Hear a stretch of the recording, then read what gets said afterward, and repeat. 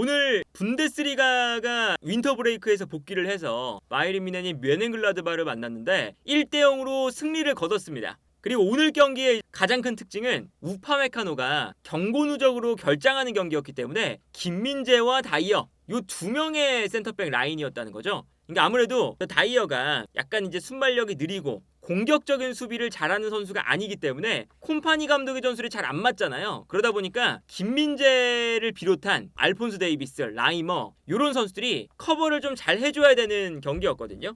그래서 오늘 경기도 보면 예를 들어서 오늘 클라인디엔스트나 플레아 두 명의 이제 뮌헨글라드의 투톱이 있었는데 다이어와 김민재가 한 명씩 붙잡고 있습니다. 근데 여기서 이제 다이어가 이제 어떤 모습이 나오냐면 특히나 이 클라인디엔스트가 내려가서 볼을 받을 때가 많아요. 이 선수가 이제 가장 뮌헨글라드바에서 키가 크고 앞쪽에서 볼을 받아서 옆에 있는 선수들한테 떨어뜨려주는 선수거든요. 독일 국가대표팀 최근에는 이제 주전 공격수죠. 근데 여기서 클라인디엔스트가 내려와서 수비를 끌어당깁니다. 이때 다이어가 올라와요. 근데 올라왔을 때 여기서 이제 문제가 뭐냐면 클라인디엔스트에게 패스가 들어갔을 때 다이어가 공격적으로 나와서 끊어주는 요런 수비가 잘 안 됩니다. 이제 아무래도 다이어가 이제 본인이 너무 올라왔다가 뒷공간을 열어주는 게 있으니까 약간 따라가기만 하고 압박을 안 하죠. 그러다 보니까 클라인디엔스트가 볼을 잡았을 때 공간으로 뛰어들어가는 공격수에게 패스가 들어가는 이런 장면들이 많이 나왔어요. 그러다 보니까 이제 오늘 경기는 뭐 라이머라던가 김민재라던가 아니면 이제 키미가 좀 내려가서 요 공간을 커버하거나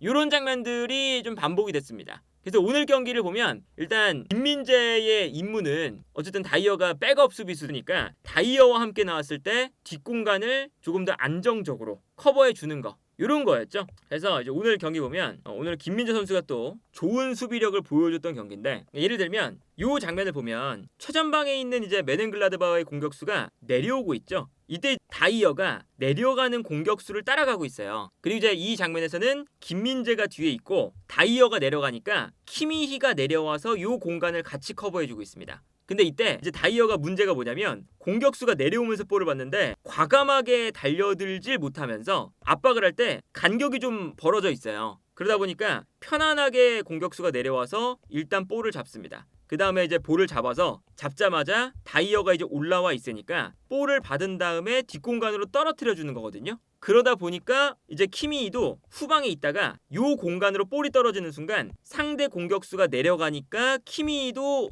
요 공간으로 올라옵니다. 그래서 이 다음 장면을 보면 김민재가 혼자서 요 공간들을 커버하고 있는 걸 볼 수가 있었죠. 그리고 이제 여기서 다이어의 문제점은 다이어가 올라왔다가 같은 이제 공격수랑 같이 올라왔거든요. 근데 공격수가 앞으로 뛰어나가는데 다이어는 좀 복귀를 안 하고 있었어요. 그러다 보니까 결국에는 요 공간으로 그러니까 다이어가 좀 비워둔 공간으로 공격수가 뛰어들어오고 다이어가 뒤늦게 이제 달려가긴 하는데 이 공간이 무너질 뻔한 장면이었죠. 요런 거 이제 아무래도 다이어가 뭐 오늘 경기 그래도 준수한 모습을 보여준 경기이긴 했는데 요런 게 이제 아무래도 김민재의 좀 부담감이 되는 거였겠죠. 이 장면도 보면 다이어가 공격수 한 명과 붙잡고 있고 김민재도 이제 공격수 한 명을 붙잡고 있거든요. 근데 여기서 최전방에 있는 선수가 내려오고 다이어가 따라갑니다. 그리고 볼이 이제 이 앞 공간으로 오는데 여기서 일단 다이어가 경합에서 졌어요. 그리고 여기서 볼을 받은 공격수가 올라오는 동료 선수에게 볼을 떨어뜨려줬죠.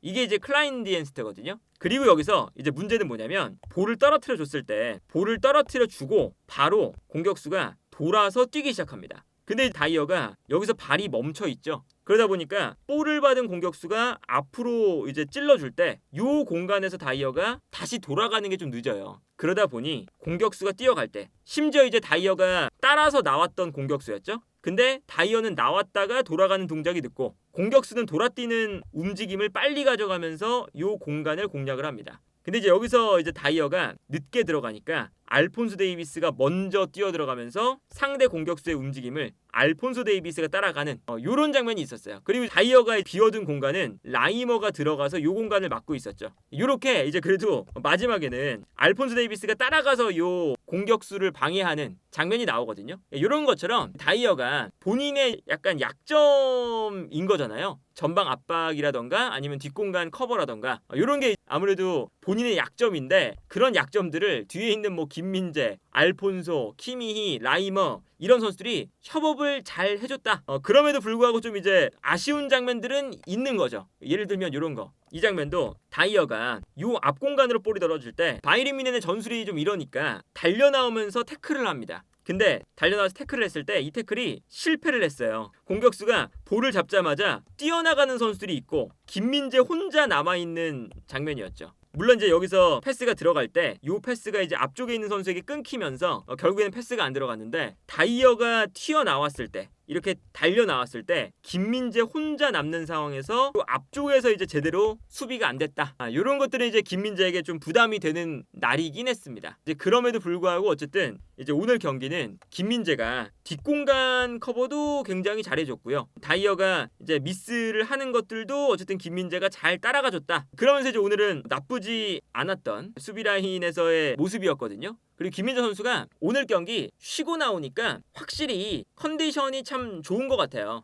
그러니까 아무래도 오늘 경기는 뭐 주전 수비수가 아닌 다이어와 이제 호흡을 맞추는 날이기 때문에 다이어를 이끌고 어떤 경기력을 김민재가 보여줄까? 요게 이제 그 포인트였거든요. 근데 김민재가 오늘 뭐 수비적으로도 괜찮았지만 뮌헨글라드바흐가 기본적으로는 좀 내려앉아서 수비를 하다 보니까 김민재의 롱패스 요게 이제 김민재의 오늘 경기 가장 눈에 띄었던 점입니다. 실제로 김민재가 오늘 골키퍼들 뮌헨글라드바흐의 니콜라스랑 이제 뮌헨의 노이어 이제 골키퍼들은 이제 골킥을 하다 보니까 롱패스가 많은데 이 두 명의 골키퍼를 제외하면 키미와 함께 롱패스를 가장 많이 보내준 선수였고요. 그리고 롱패스 성공이 키미보다 한 개 더 많아서 오늘 경기 전체에서 필드 플레이어 중에서는 롱패스를 가장 많이 성공한 선수였어요. 근데 그냥 이제 롱패스를 성공시킨 게 아니라 공격적인 롱패스, 득점을 거의 만들 뻔한 롱패스를 계속 김민재가 만들어줬습니다. 어떤 거냐면 공격을 할 때 아무래도 뮌헨글라드바흐가 수비적으로 이제 나오고 있다 보니까 수비 라인을 맞춰 놓는데 이 수비 라인을 흔들어주는 플레이를 김민재가 많이 하는 거죠.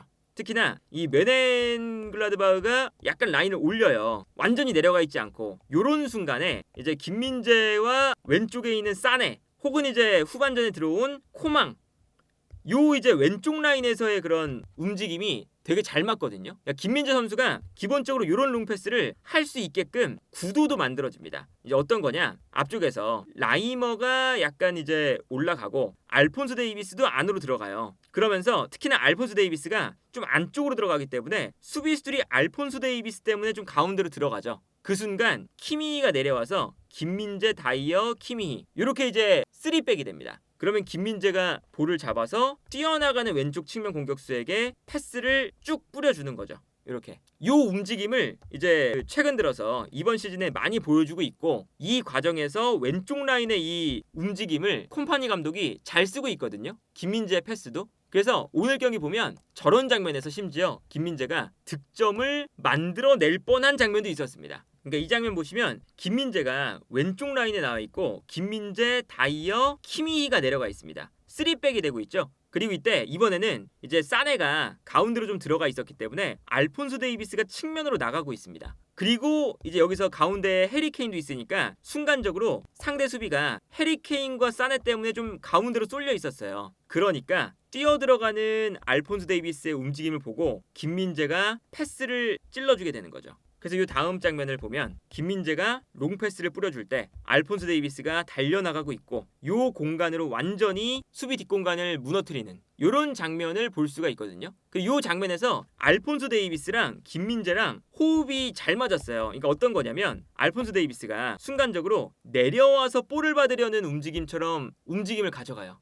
그러니까 수비가 순간적으로 올라오는데 이때 김민재가 애초에 준비가 돼 있으니까 알폰소 데이비스가 내려올 때 패스를 주는 게 아니라 내려오는 척을 할 때 의도적으로 뒷공간으로 줘요. 반대로. 그러니까 알폰소 데이비스는 내려오는 척을 하다가 방향을 바꿔서 앞으로 간다는 거죠. 그래서 이 다음 장면을 보면 이제 아까 상대 수비가 알폰소 데이비스가 내려오니까 끌려 나왔다가 김민재가 이 앞 공간으로 주는 게 아니라 뒷공간으로 주니까 역동작이 걸렸고 반대로 알폰소 데이비스는 준비가 돼 있으니까 내려왔다가 한번 찍고 다시 뛰는 거죠. 그러면서 이 뒷공간이 확실하게 무너지면서 김민재의 패스가 정확하게 알폰소 데이비스에게 전달되는 이런 장면이 있었고요. 그리고 이제 후반전에 보면 이 장면 굉장히 비슷합니다. 이번에는 김민재, 다이어, 키미히 또 이제 이렇게 3명의 3백이 만들어졌을 때 이번엔 코망이 내려오다가 수비가 본인에게 끌려 나오니까 순간적으로 또다시 김민재는 요 앞 공간으로 패스를 주는 게 아니라 코망이 내려오는 걸 보고 수비를 끌어당겼을 때 뒷공간으로 줘요.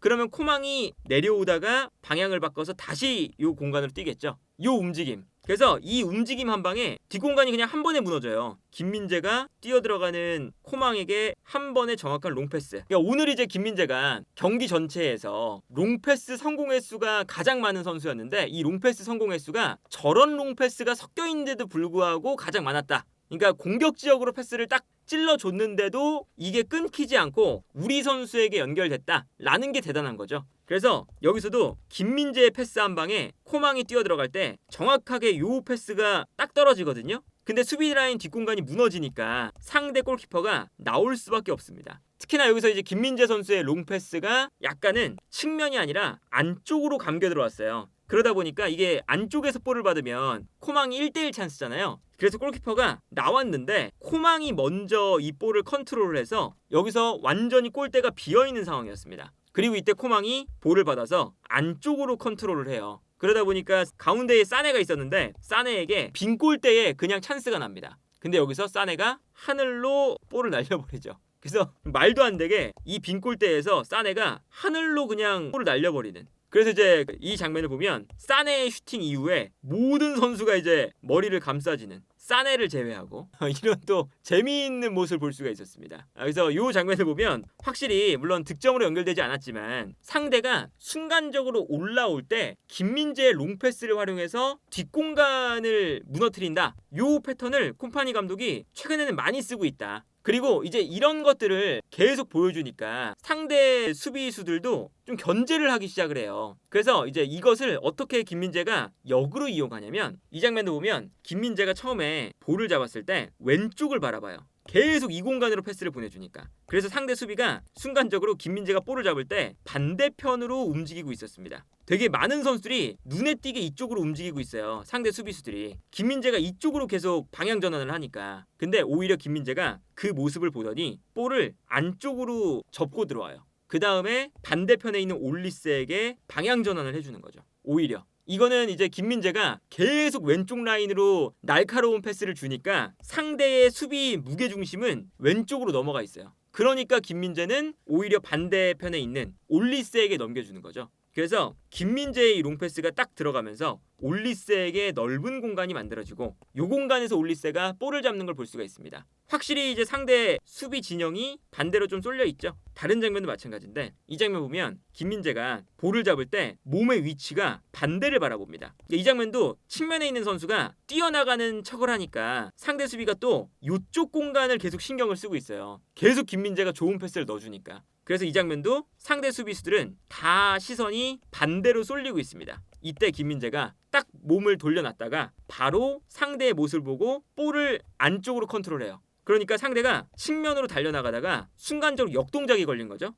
모든 선수가. 하지만 이미 올리세는 좋은 공간에 있습니다. 그래서 여기서 김민재가 다시금 방향 전환. 그리고 이게 이제 어쨌든 방향 전환이 되니까 어떤 장면이 나오냐면 올리세에게 패스가 넘어가요. 근데 이 공간이 크니까 상대 수비가 이번에는 올리세를 따라서 막 달려 나오죠. 그러면 올리세가 볼을 잡았을 때 잡는 순간 상대 수비가 다 올리세 쪽으로 끌려 나올 때 올리세가 가운데로 접고 들어가서 반대편으로 전환 패스를 한다는 거죠. 그래서 이 다음 장면에서는 올리세가 이 공간이 이번에는 이쪽 반대편 공간이 넓게 형성이 되니까 이 공간으로 패스를 찔러줍니다. 그리고 이 패스가 정확하게 뛰어들어가는 선수에게 연결이 되면서 결정적인 찬스를 맞이할 뻔했던, 그러니까 이 장면만 보면 김민재가 왼쪽 라인에 대한 그 공간으로 계속 패스를 주기도 하고 요게 이제 오히려 상대 수비수들이 신경 쓰는 포인트가 되니까 김민재가 왼쪽으로 보내주는 척을 하다가 오른쪽으로 순간적으로 방향 전환을 하면서 올리세에게 좋은 공간 만들어주고 올리세가 볼을 잡았을 때 수비가 또 끌려 나오니까 올리세가 반대로 또 방향 전환하는, 수비를 계속 흔들어 놓는 그 시작을 김민재가 출발점이 되어준다. 이게 이제 오늘 경기에 가장 또 김민재가 잘했던 그런 플레이가 아닐까. 그래서 김민재 선수가 콤파니 감독 체제에서 이런 롱패스까지 이번 시즌에는 잘 보여주고 있고, 플러스 어쨌든 윈터 브레이크가 끝나고 오니까 쉬는 시간이 일단은 많아졌어요. 그러다 보니까 김민재 선수도 이제 오늘 경기가 이제 김민재 선수의 이번 시즌 몇 번째 선발 경기냐면 31번째 선발입니다. 31번째. 바이에른 뮌헨에서는 25경기 선발이고요. 오늘 경기까지. 국가대표팀에서는 이제 8월 달부터 6경기 선발이기 때문에 31경기 연속 선발이에요. 그러니까 모든 경기에 선발로 나왔습니다. 국가대표팀이든 바이에른 뮌헨이든. 그래서 이제 정말 수많은 경기에 나오고 있는데 그 과정에서 쉬고 나오니까 이제 김민재 선수의 이런 패스 그리고 수비력 이런 것들을 콤파니 감독이 당연히 훨씬 더 많이 활용을 하고 있다. 그래서 이제 오늘 경기에 히트맨만 봐도 이제 아무래도 다이어가 커버가 그렇게 좀 넓은 선수가 아니잖아요. 그러니까 다이어가 이 하프라인을 중심으로 앞으로 올라가고 뒤를 커버하고 요 범위가 아무래도 김민재보다는 좁을 수밖에 없어요. 근데 이 좁은 간격을 김민재가 커버를 해줘야 되기 때문에 다이어보다 훨씬 더 많이 올라가고 다이어보다 훨씬 더 많이 내려오면서 다이어보다 훨씬 더 넓은 공간을 커버하는 이런 이제 모습을 보여주면서 오늘은 수비 라인의 리더 역할을 했다. 그리고 이제 그 바이에른 뮌헨은 기본적으로 이번 시즌에 김민재, 우파메카노 이 선수들의 미안해해야 되는 게 있어요. 바이에른 뮌헨은 왜 그러냐면 아무리 수비를 이렇게 해도 득점을 못해서 바이에른 뮌헨이 불안할 때가 많거든요. 그러니까 오늘도 사실 수비 라인에서 계속 이제 수비를 잘 해줬는데 바이에른 뮌헨이 마무리가 너무 할 정도로 안 되죠. 그러니까 예를 들면 이런 거. 그러니까 이것도 수비 라인에서 수비를 한 다음에 역습이 되는 장면이었어요. 그리고 메넨글라드바흐가 마지막에 공격수를 많이 늘려놨기 때문에 이 장면만 봐도 순간적으로 볼을 가진 선수를 기준으로 왼쪽, 오른쪽, 중앙에서 뛰어가고 있습니다. 바이에른 뮌헨의 공격수가 일단은 하나, 둘, 셋, 4명이었고요. 최후방에는 메넨글라드바흐의 수비가 1명이었어요. 그리고 뒤에서 이제 따라오는 수비가 2명 있었던 거죠. 그래도 공격 숫자가 많아요. 근데 여기서 측면으로 달려나가는 사실은 코만과 알폰스 데이비스가 있었는데 그나브리가 패스를 너무 측면 쪽으로 했어요. 일단 그러니까 이게 분명히 이 가운데 공간이 비는데 패스가 측면으로 나가니까 알폰스 데이비스가 일단 측면으로 나가면서 볼을 잡습니다. 이미 이 볼에 대한 패스가 좀 안 좋았죠. 그리고 여기서 알폰스 데이비스가 각도가 많이 안 나오니까 여기서 슈팅을 합니다. 당연히 이 슈팅은 각도가 좋지 않기 때문에 유효한 슈팅이 또 안 되죠. 그런데 여기서 골키퍼가 요 볼을 막았어요. 맞고 골키퍼를 맞고 떨어졌습니다.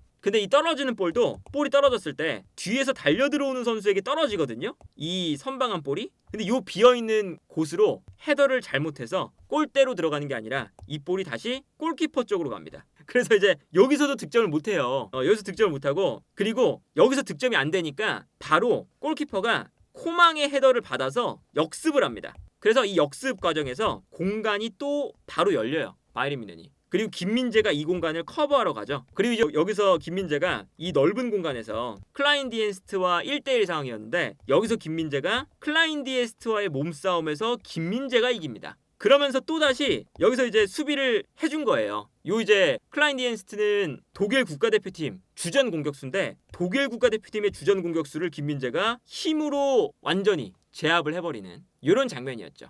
그러니까 이게 보통은 우리가 좋은 기회를 가졌을 때 마무리가 확실하게 안 되면 공격으로 올라갔다가 오히려 역습을 당해서 골을 먹힐 때가 있잖아요. 그런 장면들을 바이에른 뮌헨이 계속 만들었다. 근데 이 장면뿐만 아니라 계속 나와요. 이번에는 롱킥이 넘어왔을 때 해리 케인이 상대 수비수랑 싸우고 있어요. 싸워주다가 이 볼을 올리스에게 떨어뜨려주죠. 그리고 안쪽으로 그나브리가 뛰어가고 있었습니다. 그래서 올리세가 케인이 볼을 떨어뜨려주자마자 뛰어들어가는 그나브리에게 환상적인 로빙 패스를 넣어줘요. 그래서 그나브리가 뒷공간으로 뛰어들어갈 때 1대1 찬스가 됩니다. 완벽했죠? 근데 그나브리가 여기서도 주춤주춤하다가 골 에어리어까지 볼을 끌고 가서 여기서 못 넣어요. 여기서 심지어 거리가 엄청 가까웠는데 골키퍼의 정면으로 찹니다. 그래서 골키퍼가 선방을 하게 되죠. 다른 장면도 마찬가지예요. 또 있어요. 여기서는 김민재가 걷어낸 볼이었어요. 김민재가 약간 쓰러져 있는데 김민재가 여기서 경합에서 이겨서 걷어낸 볼이었거든요. 그리고 걷어낸 볼을 앞쪽에서 해리 케인이 또 떨어뜨려주면서 달려나가는 코망, 그나브리 2명의 선수가 있습니다.